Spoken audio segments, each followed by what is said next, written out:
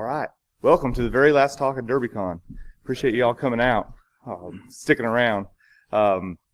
So we originally put this discussion together in 50-minute fashion, and we volunteered to cut it down to 25 in order to help some scheduling things around. So we're going to jump right in and get started, I think. I'm Jason Morrow. I have responsibility for the Security Operations Center at Walmart. That includes real-time threat detection, active defense, automation orchestration, as well as the responsibilities that Sara has. You can catch me on Twitter at jrmorrow43.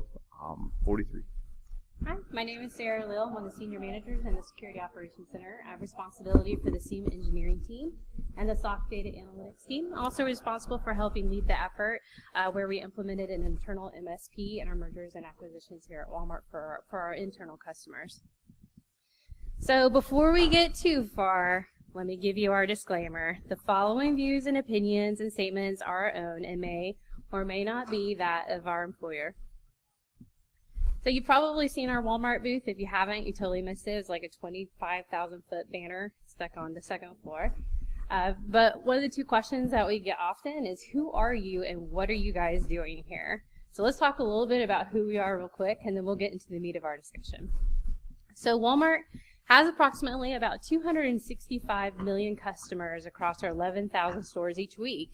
And in that, we have about 2.2 million associates that work for us. We are under 55 different banners in 27 different countries, and we also are mini e-commerce sites. So we're not just your friendly neighborhood market or super center that you pass on your way home, but we also have a very large InfoSec presence of about 600 folks with the same vision and goal in mind, is to protect not only the Walmart name, but also to protect our customers and their information. So why are we here? There's several reasons why we're here, but one of them is we want to share some of the wins and some of the opportunities we've had, especially when it comes to integrating mergers and acquisitions from an InfoSec perspective. So back in 2016, Walmart made the big announcement that we were going to be bringing on Jet.com. And although that made some headlines for us, it wasn't really big news. From an InfoSec perspective, we've dealt with mergers and acquisitions before. So previously in 2014, we had about 13 mergers and acquisitions that were being monitored by a third party. So after doing a little bit of financial calculations and also from looking at it from the type of services that we provide, we determined that it would be a lot easier for us to just go ahead and migrate those services over and us do the threat detection and the monitoring in-house. Learned a lot of lessons, which we're going to share with you today. And one of the reasons why we're sharing is because of some of the compromises that happen in breaches. So believe it or not, 11% of breaches that often occur through an acquisition. And for us, that was just 11% too many. So being Fortune 1 retailer is nice, but being one of the most trusted retailers is even more important, not just for our brand, but it's for our people that we serve each and every day. So where do we get started? When it comes to mergers and acquisitions, the whole process can be somewhat complicated. But the first step is just ensuring that the network you're getting ready to integrate is not already compromised. That'd be pretty nasty if it was. So back in 2017, there was a report given out that stated that the dwell time for malicious attacks was 229 days. Now that's gone down a little bit in the year 2018, but still that's pretty high. And so if you can imagine bringing an integrated network that's already been compromised into yours jeopardizes with customers from both sides. So we can't forget what happened between Verizon and Yahoo. They were in flight with that merger and acquisition process, and Yahoo, it was detected during that time frame that they were under 2 major cyber attacks.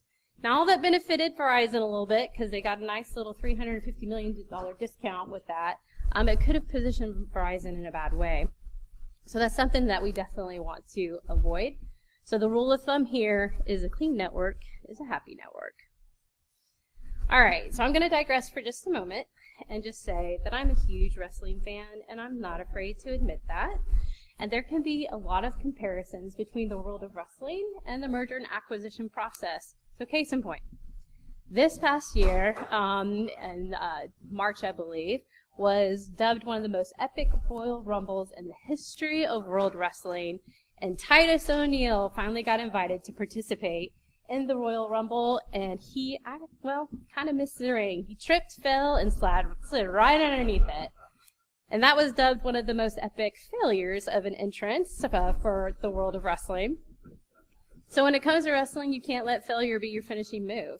And there's a very specific reason why I'm talking about this. So in the year 2017, the industry saw the most mergers and acquisitions ever in a single calendar year, of over about 50,000. In 2018, we're already up by 61%, with a $2.5 trillion already spent. Walmart was part of that $2.5 trillion with the acquisition of Flipkart, if you haven't heard about that in the news. So what's so important about that is the failure rate. So depending on who you cite or what source you go to, there's between a 70 and 90% failure rate for all mergers and acquisitions. Oh, for Walmart, that's pretty big. We don't want that to happen here. So I immediately began to research, like, what the heck happened? How do you have such a high failure rate? And the biggest thing is the culture differences. So let's look at that for just a second. Understanding the culture of the acquisition that you're integrating is probably one of the most important key things when it comes to the acquisition process. You can't forget the human factor. At the end of the day, it's not about the dollar. It's about the people that work there and the talent that they represent. So a lot of the smaller companies or even startup companies, the folks that work there enjoy the atmosphere. It's relaxed. They have more creativity. They're kind of forced to wear multiple hats. So you have one person that's your IT guy, your security guy, your endpoint guy, who does a little bit of everything. And so with that, you get a pretty diverse skill set. And they're very proud of the culture that they have. And that can't be ignored. Probably one of the worst mistakes a company can make when they walk into an acquisition is assuming that because we own you, you have to do what we say. That's not the case. If you act that way and come in with that attitude, you'll have a massive turnover rate and you'll lose a lot of really great talent. So the important thing is to understand the difference, but also develop a plan where you integrate both cultures while keeping both cultures intact. So one of the things that we learned when we walk into an acquisition, we'd sit down with them and explain, okay, hey, we're InfoSec, we're here to protect your network. They're like, yeah, right. You're more interested about the websites I'm going to, my instant messaging, and you're totally reading my emails. I'll be honest, I like a good story just as much as the next guy, but when it comes to protecting the network, we simply don't have time to find out who's doing what. And yes, we will block some websites that are known for malicious activity, but really, it's all about protecting the network. So one last piece of this for me is the communication process. You gotta know who you're talking to. And in a lot of cases, that doesn't happen. So you have to not only understand your culture and to make sure that you're providing good processes here and there, but also that communication plan between you and the company that you're acquiring is critical. They need to know who to reach out to when it's time to hit the panic button. If they see something going on in security, they need to know who to talk to. So having your points of contact documented as well as this very strong escalation path is critical. And going hand in hand with that is building relationships. I mentioned the human factor prior. Like, I can't stress that enough. People are so important in this industry, especially when it comes to cybersecurity. Cybersecurity professionals are birds of a different feather. We eat, drink, and breathe this stuff. You know, we have red teamers that drop 0-day exploits on the weekend, and blue teamers are sniffing their networks because that's just what they do. So we can't forget just who we're dealing with too. And then also on top of that is having a physical presence. So in our acquisitions recently, we got back from a week-long trip outside the country at an acquisition we've had for quite some time. And we were able to accomplish more in just 1 week than what we were able to do in 3 to 4 years. So having an on-site presence is absolutely critical and imperative in this whole entire process. And then, of course, you have establishing reoccurring meetings. So to make sure you continue to keep that momentum going, having reoccurring meetings with your acquisitions, the folks, the talent there, whether it looks like a daily scrum meeting, I hate that word, but or bi-weekly meetings or even town halls, it's important to keep that connection. And last and most importantly, you have to give more than you take. As a larger company coming in and acquiring a smaller company, you have a lot of benefits that some of the smaller companies don't have, such as all you can eat or enterprise licensing. So sharing that with the acquisitions that you bring on board is very helpful, as well as providing the same training and education that you give to your own folks. Making sure you expand that out to your acquisitions is also important. It ensures consistency in technology and also shows that you're really invested in them and the talent that works there. So the whole entire communication process has to be continually refined. You're going to have people that leave the company or move to different teams. You're going to have to continue to build relationships. Don't ever think that that's something that's no longer an issue since you already did that once. You got to keep that going. And then the next part of that is understanding the different technology stacks or just technologies in themselves with each acquisition. Right on. Yeah, so recently we've come across kind of a similar footprint in most of our acquisitions. We're usually a startup company, maybe transitioning to like a medium size, gaining some momentum and maturation of their security stack and their technologies. But overall, we've kind of classified it in two separate networks, right? We've got your corporate network, which we refer to as their office, where everyone comes in to work every day. Then what we refer to as their prod network, and that's where they got like all the IP, right? Like the reason we required them, whether that's an e-com site or they're doing some kind of, sweet shipping like algorithms or, whatever it is that they got baked out in their production site where they make all their changes. But one thing that's common is that, these companies aren't very old. So an older company probably invested in, having some infrastructure on site, in a data center, trying to mature that. But they all started out in the cloud. And, as a traditional InfoSec person, sometimes you're not excited to tackle cloud, right? But they do offer some benefits. I mean, they can move fast, right? You can spin up cycles, spin up, processes really, really quickly. It scales really well. It does have some inherent patching. If they were going to do the architecture themselves in a data center, may have some more opportunities than you do it just going straight to the cloud. So it offers some benefit. But at the end of the day, we all hate the cloud because you're just storing it on someone else's computer, right? So hate the cloud. Taking a little closer look at the corporate office footprint. Again, usually it's like 5 offices or less, locations. Everyone there is super smart and super tech savvy. I mean, that's why they're required, right? So everyone's knows their stuff and relies on their own business processes and are somewhat resistant to change, and rightfully so. They have an even smaller InfoSec staff, so they don't subscribe to layered defense all the time. We'll talk a little bit more about that in a minute.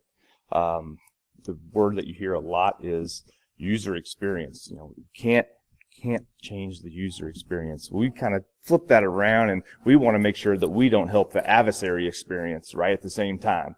So even though things may have to move fast, we get that, but we want to make sure that we have the right telemetry in order to identify certain threats.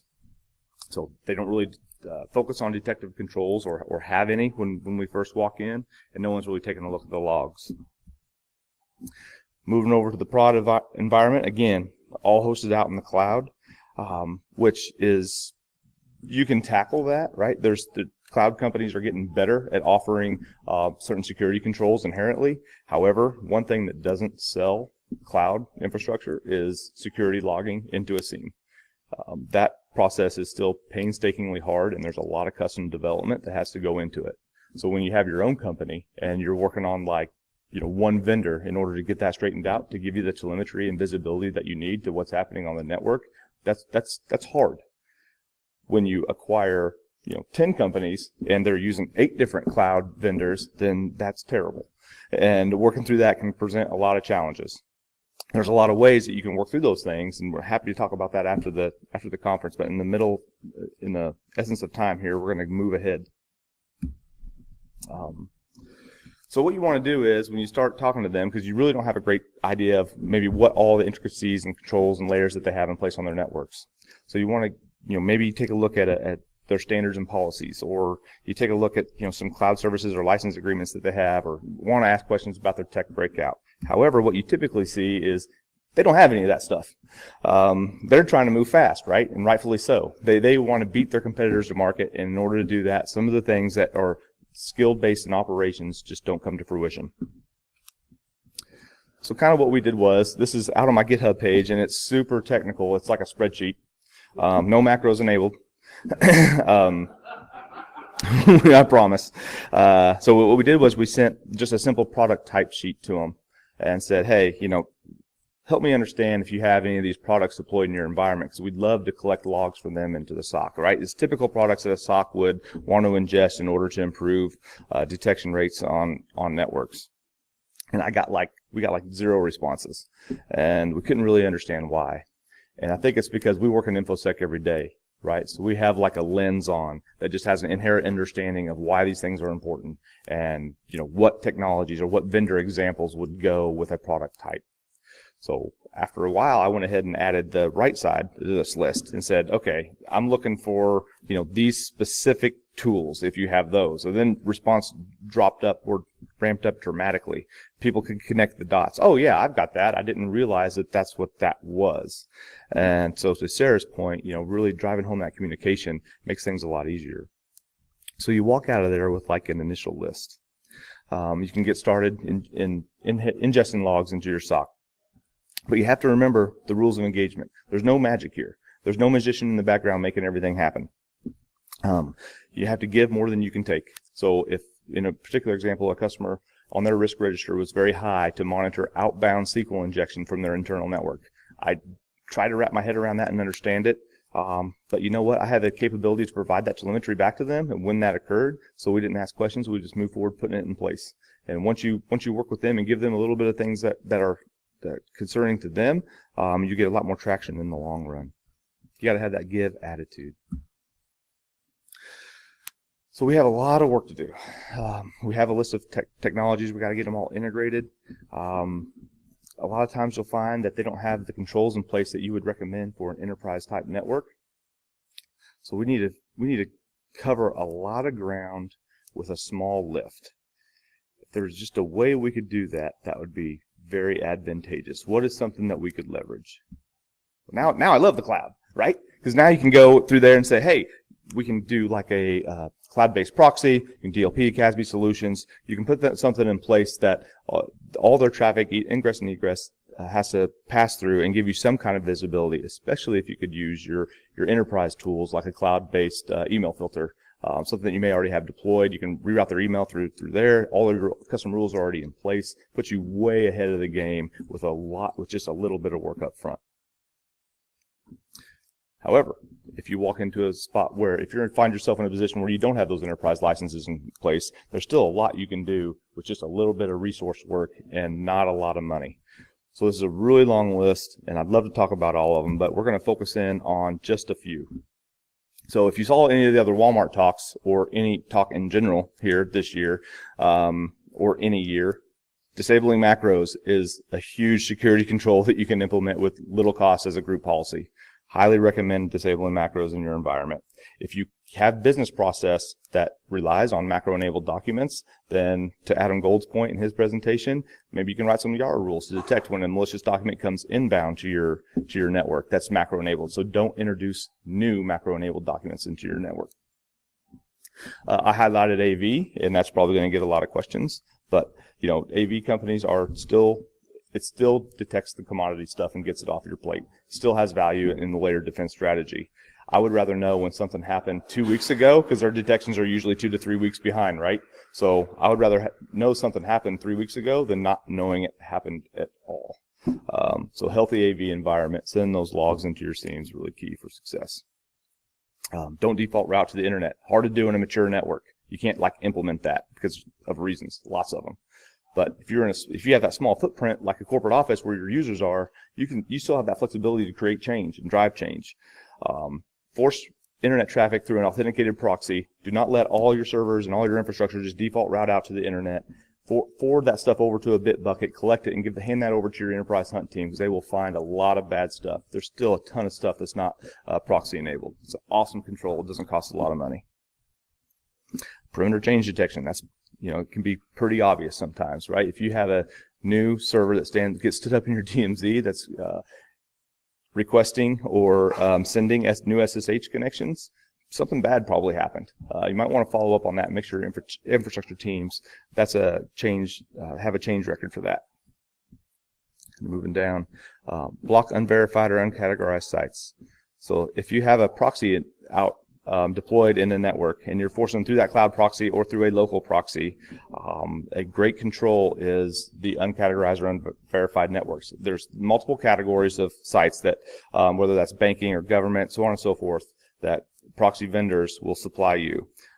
When a new domain gets stood up, whether it's high entropy or not, it will go into that unverified category until someone manually verifies it or enough traffic happens on the internet to auto-categorize it. Unfortunately, attackers are lazy sometimes, so they will spin up a new C2 server and immediately try to start directing traffic to it.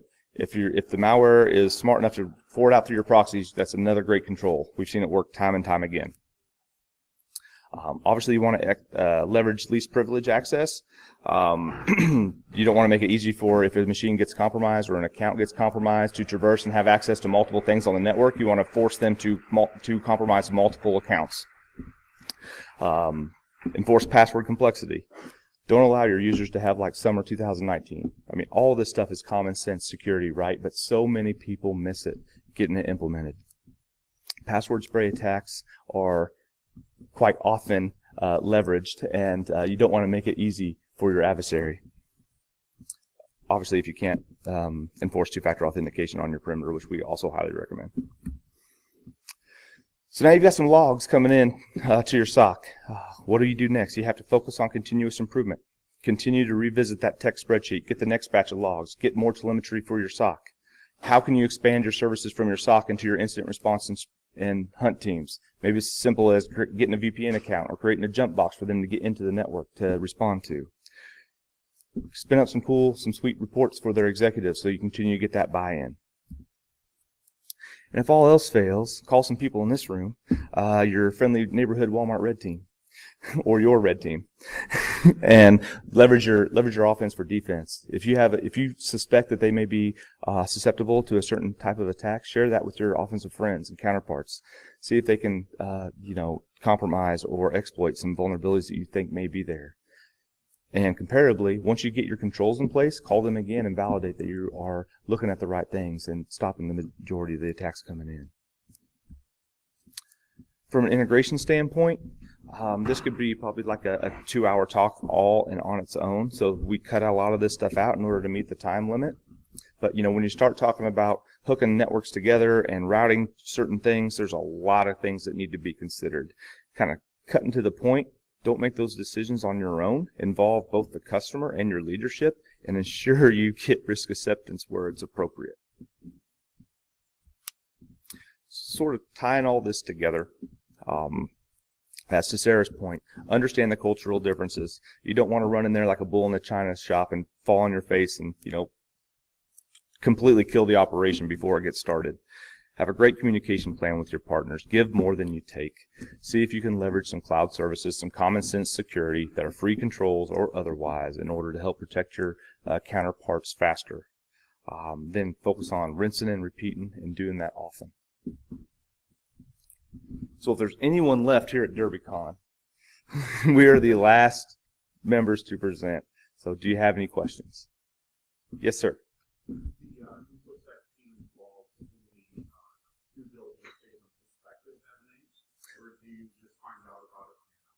Great question. And we do have certain members of InfoSec that have signed NDAs that are read into that process and are part of the due diligence plan. Yes, sir. Yes, sir.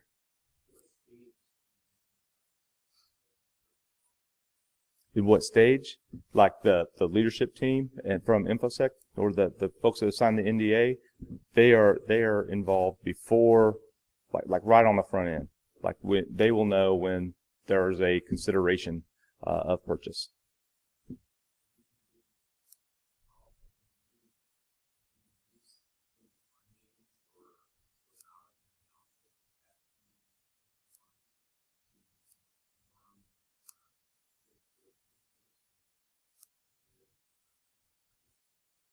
Yeah, so the question was, do we use some of the information on the initial due diligence for negotiation? I don't have visibility into that particularly myself, but from a business, common sense perspective, I am sure that is leveraged in the negotiation. Yes, sir. Yes.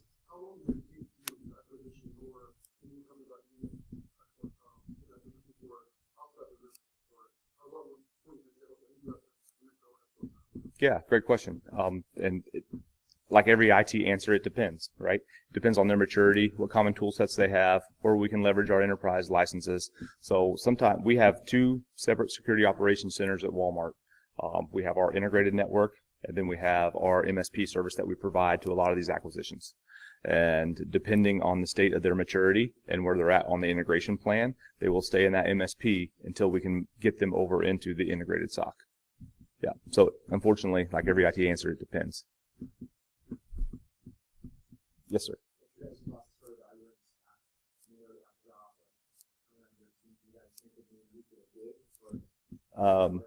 The guy next to you can probably answer that. Sorry. No, that's the great part about these acquisitions. We get a tremendous amount of talent, and Alex Flores is here today, and he started on the Jet security team, and now he's came over to the Walmart team, and he's on the Red team. So it's great for us because folks that maybe want to polish or concentrate in one particular area of InfoSec, since Walmart has 600 in InfoSec, they have that opportunity given to them. So there is no threat there. We want to make sure that we're all a big happy family. Yes, sir.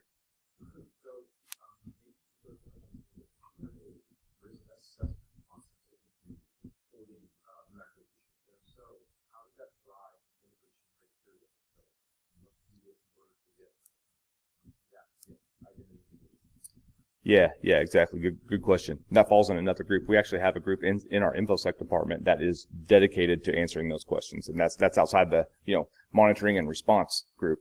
But yes, they have a risk register that they leverage. They contact what we refer to as capability owners. So if we have when you look at InfoSec, whatever standard you subscribe to, right? There's things that you do as a typical part of InfoSec.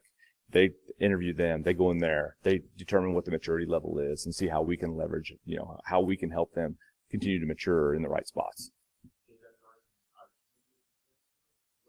Yeah, so there's an InfoSec M&A team that integrates and aligns with a larger technology integration team.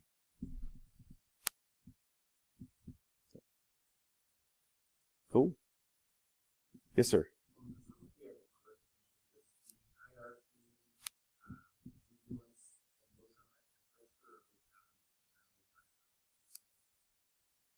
No, I think that group does a great job of reaching out and getting feedback from not only the blue team but the red teams as well.